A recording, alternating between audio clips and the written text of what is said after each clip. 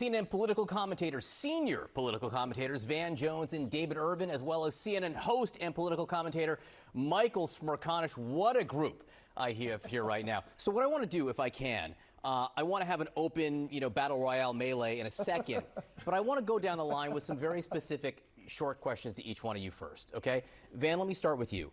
What's the best thing that could happen for Joe Biden tonight?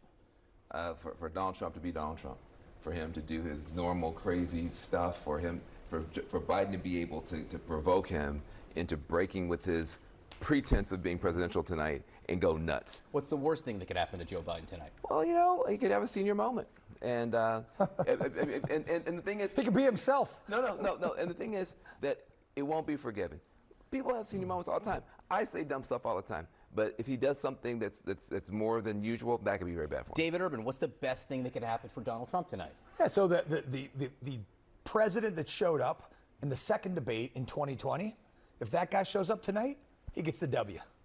What's the worst thing that could happen to Donald Trump tonight? The president from the first debate shows up tonight. There is broad agreement right there. Actually, not even broad, specific agreement between you two. Okay, Michael Smerconish, you're batting cleanup here. What's the best thing that can happen for the American people tonight?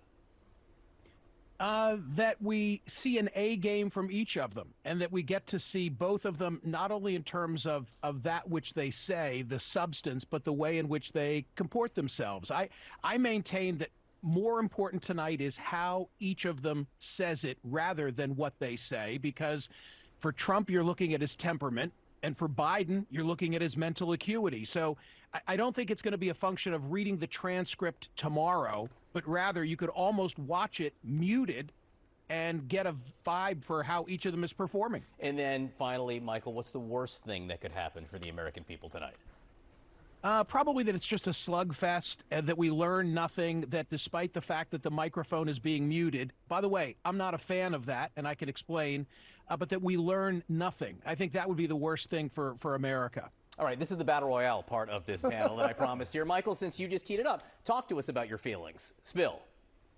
So I like the crosstalk. I don't like it overdone, but I think that Donald Trump was held accountable in that Chris Wallace debate. So I don't want it to be too staid of an affair. I'm all for civility. I think you know that, but I don't want them to be totally thwarted in having a free flow of ideas.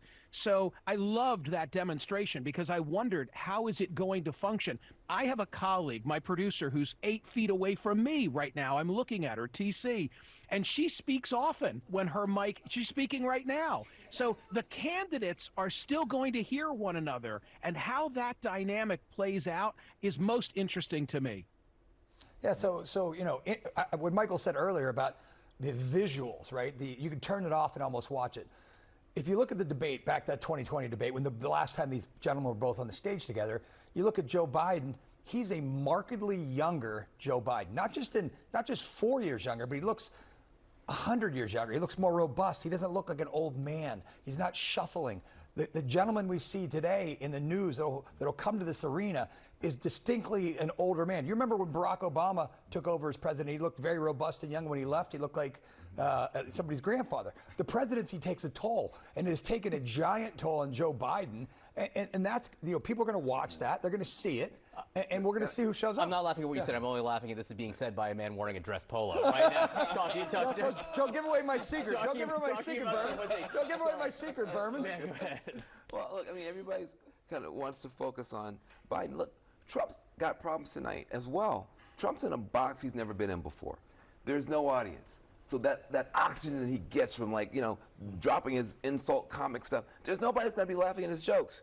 He's not used to that. Number two, the mic getting cut off is going to mess him up because he loves to run over people. That's his main thing. He won't be able to do it. Number three, he's got to pretend to be somebody he's not. He's got to pretend to be presidential. He's already said he's going to try to be, a little bit more. So he's going to be playing a role he's not used to, in a format he's not used to, and his main weapon being a bullet is taken away from him. So both these guys got challenges tonight. It's so interesting, Michael, because David Urban is doing something that almost every Republican who's come on with us the last few days has done, practically begging Donald Trump to hold back. No. I'm not practically begging, John. I am actually begging. It's not practically.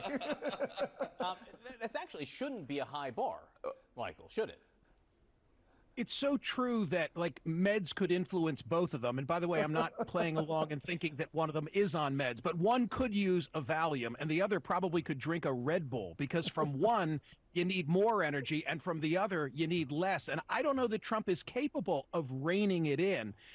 I think that the Trump campaign and their enablers in the media committed political malpractice all last week by talking about the deficiencies in Joe Biden. They've set that bar so damn low that if he puts sentences together tonight, and I expect that he will, then people are going to say, oh my God, he had such a good night. And that's why in the last 48 hours, they've recast it about the CNN moderators and whether there'll be any stimulant offered to Joe Biden. What I'm saying is it's a huge game of expectations, because that's what influences who you think had a good night. David didn't do the working the refs thing, which is ridiculous, frankly. But David did talk about the appearance.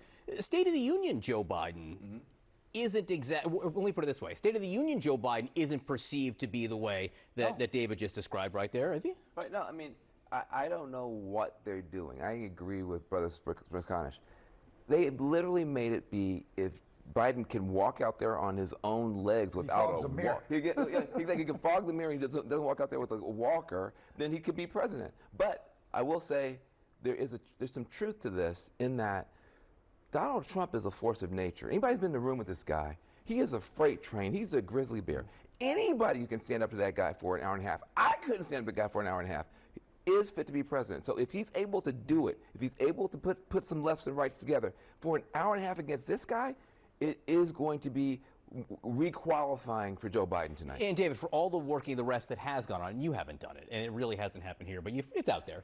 It's out there. And for all the talking about the format, doesn't the issue with the microphone only being on when you're talking, doesn't that help Donald Trump? If you're concerned about him going off, aren't you happy about this? I think it will enforce some discipline, right, in terms of messaging, right? You know, listen, for both candidates, you get 2 minutes to answer these questions. That's not a heck of a lot of time. Like 2 minutes, they're going to have the red light, the blinking, the blinking yellow, then the red.